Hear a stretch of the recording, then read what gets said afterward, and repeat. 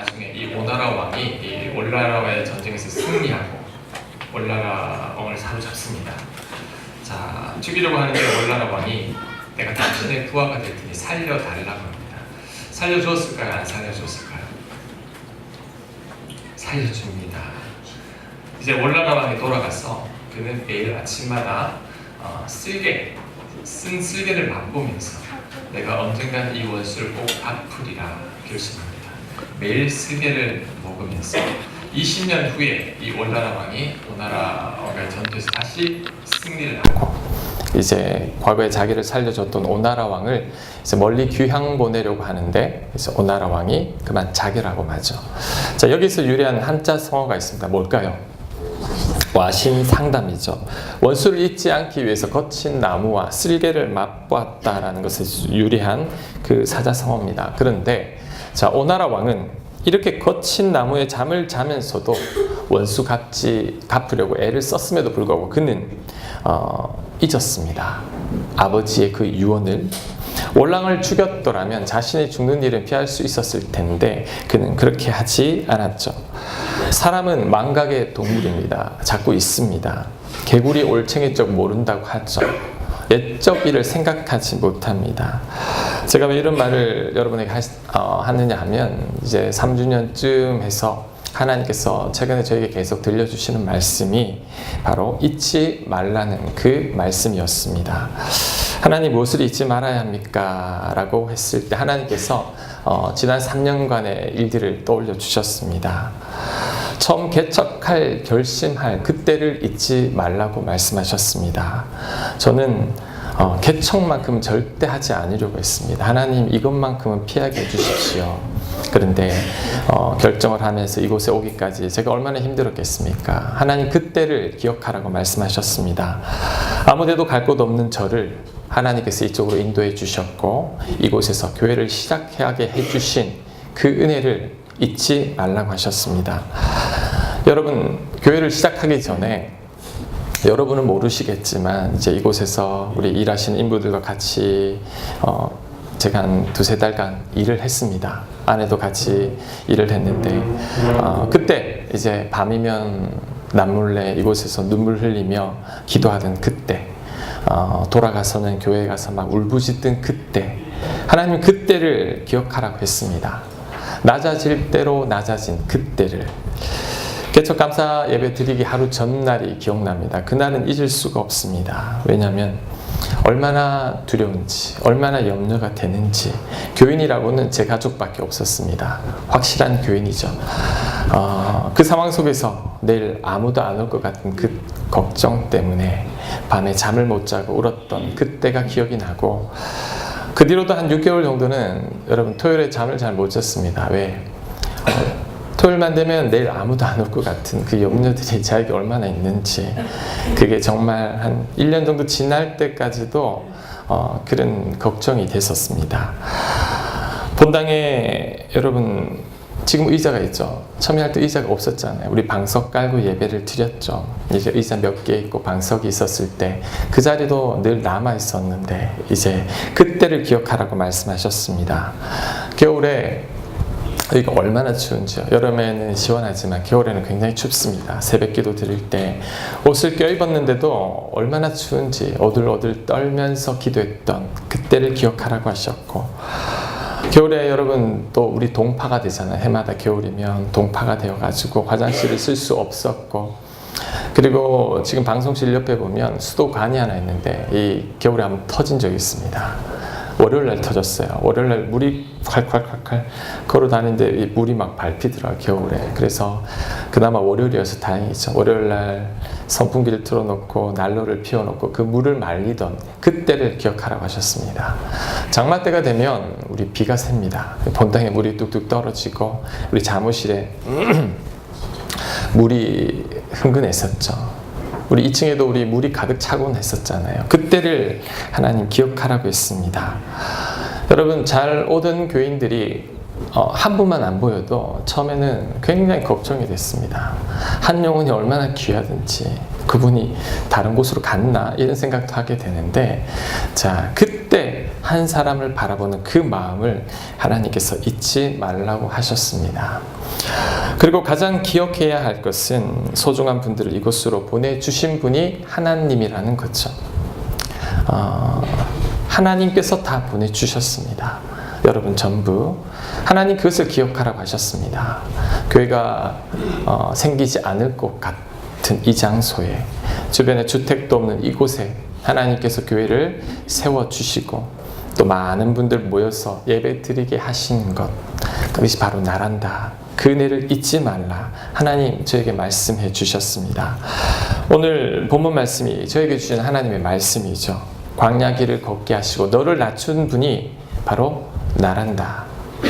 그리고 네가 교회가 안정되고 자리 잡을 때, 그때 혹 네가 나를 잊지 않도록, 그때 그 순간을 기억하고 잊지 말라. 하나님께서 저에게 주시는 말씀입니다. 여러분 각자가 이곳으로 온 사연이 있을 겁니다. 저도 이곳에 오게 된 사연이 있고, 여러분이 이사나 어떤 분들의 소개로 이곳에 오신 분들도 있겠지만 어떤 사연이 있고 아픔으로 이곳에 오신 분들도 있습니다. 하지만 여러분 기억해야 될 것은 뭐냐면 그분들 또한 하나님께서 이곳에 불러주셨다라는 거죠. 우리를 한 몸으로, 한 교회 안의 공동체로 하나님께서 불러주셨다라는 것, 그것을 잊지 말아야 합니다. 와신 상담, 꼭 이렇게 거친 나무와 쓴 쓸개를 맛보면서까지 기억을 해야 합니까? 물어볼 수 있지만, 자, 이렇게 노력했음에도 오나라 왕은 잊어버렸습니다. 그래서 결국 죽게 되죠. 우리 또한 마찬가지입니다. 와신 상담의 노력이 없으면 우리 또한 잊어버리기 마련입니다. 매년 이제 교회 생일이 다가올 때 이제 1년, 2년, 3년 참 즐겁고 복된 날이죠. 오늘 아침부터 막 오셔서 음식 만드는 걸 보니까 정말 잔치집 같다라는 생각이 들지만 이 기쁜 날 여러분 기억해야 될 것은 뭐냐면 와신 상담이죠. 처음 우리가 시작했을 때, 그때 정말 아무것도 없었을 때, 성가대도 없고 의자도 없고 주방 봉사자들도 없고 반주다도 없을 그때를 기억하고 늘 하나님의 은혜를 구할 때 하나님께서 은혜를 내려주신다. 하나님 저와 여러분들에게 하시는 말씀입니다. 믿음도 마찬가지입니다. 여러분 하나님 은혜를 잊어버리는 순간 우리는 넘어집니다. 특히 배부르고 아름다운 집에 거하게 될 때, 소와 양이 번성할 때, 소유가 많을 때 더 조심해야 합니다. 그때 우리 마음이 교만해지는 때이고 하나님의 은혜를 잊는 때이기 때문이죠. 성경에 선줄로 생각하는 자는 넘어질까 염려하라고 했습니다. 나 서 있다. 나 어느 정도 믿음이 있다.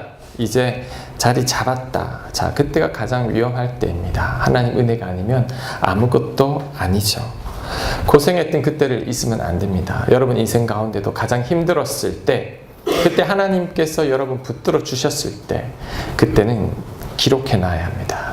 그리고 그때를 잊지 않으려고 늘 애쓸 때, 하나님 앞에 겸손할 때 여러분이 하나님의 은혜 가운데 늘 거할 수 있습니다.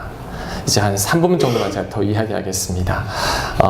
우리 교회 시작할 때 하나님 주신 그 말씀, 자, 잊지 않기 위해서 한 번 더 기억하고자 합니다. 우리 교회 비전, 요한복음 15장 5절 말씀, 나는 포도나무여 너희는 가지라. 우리는 가지고 하나님은 포도나무입니다. 가져갈 수 있는 것은 아무것도 없죠. 포도나무가 하는 것입니다. 그래서 우리 교회 첫 번째 비전이 하나님께서 다스리는 교회입니다. 모든 게 하나님의 은혜죠.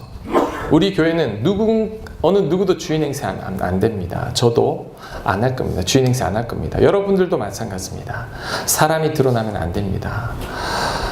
교회는 다양한 사람들이 모여서 다양한 목소리를 내죠. 내가 옳다고 강하게 추정만 하지 않으면 교회는 아무런 문제가 없습니다. 교회는 죄인들 때문에 어려움을 겪는 게 아닙니다. 교회는 내가 옳다고 생각하는 의인들 때문에 항상 문제가 생깁니다. 그래서 교회 주는 하나님이시니 내 목소리를 낮추고 내 주장은 크게 드러내지 않고 하나님께서 하시도록 해야 합니다. 두 번째, 하나님과 사귐이 있는 교회. 여러분 너무 많은 일을 하려고 하지 마십시오. 저를 보십시오.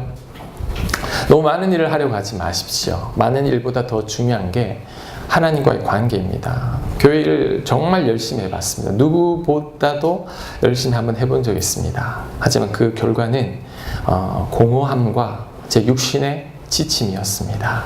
제가 깨닫게 되었죠. 가장 큰 일은 하나님과의 관계라는 것. 자, 성경 15장 5절 이렇게 말하죠. 그가 내 안에, 내가 그 안에 거하면 사람이 열매를 많이 맺나니. 열매가 언제 맺히죠? 내가 그 안에 거하고 주님이 내 안에 거할 때 열매가 맺힙니다. 여러분, 사역보다 봉사보다 더 중요한 게 여러분과 하나님과의 관계입니다. 저 3년간 이것만 했습니다. 아무것도 안 했습니다. 여러분 아시잖아요. 하나님과의 가까워지려고만 애를 썼지 그 외에는 하나님께서 다 하셨습니다. 자, 저를 한번 따라해 보시기 바랍니다. 가장 큰 사역은 말씀에 순종하는 것이다. 목사님, 우리 교회도 무슨 일을 좀 해야 하지 않습니까? 너무 많은 일을 하려고 하지 마십시오. 하나님과의 관계가 올바르지 않은 채 일을 하면 지치뿐만 아니라 상처를 줍니다. 하나님과의 관계만 깊어지면 그 말씀에 순종하려고만 애쓰면 됩니다. 가장 큰 일이에요. 성경 말씀대로 순종하는 게. 그 일 하고 나면 어떻게 되느냐. 세 번째 비전. 하나님 사랑을 나누는 교회.